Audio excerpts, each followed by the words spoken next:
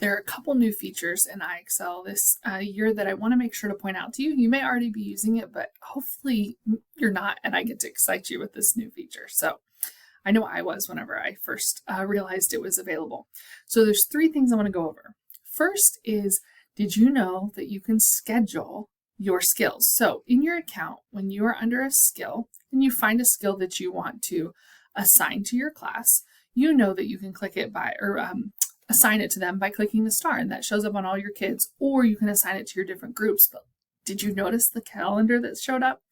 When you click this, let's say you're doing your lesson plans, on a Friday afternoon during your special or something, you can go ahead and assign a skill for next week and it not show up for the students until then.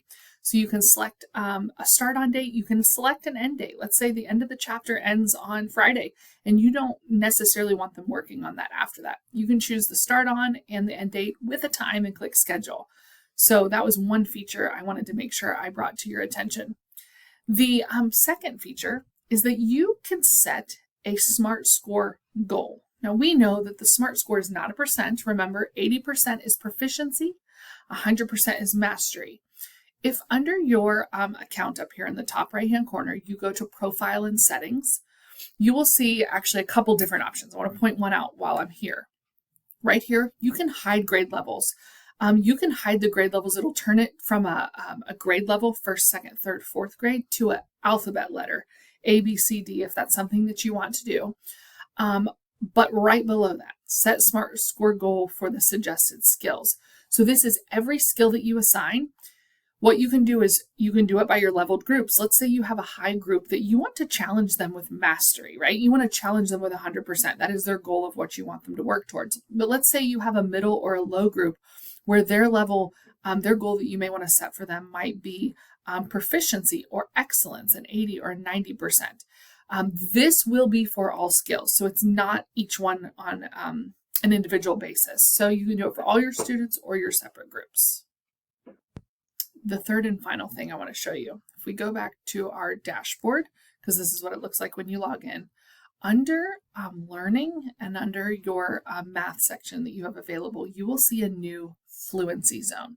Now, I know that a lot of you, all of our grades really focus on math facts, right? The mastery of memorizing those facts.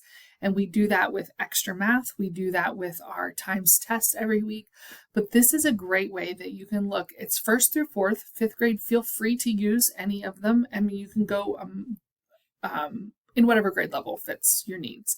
But there are some really fun games and ways.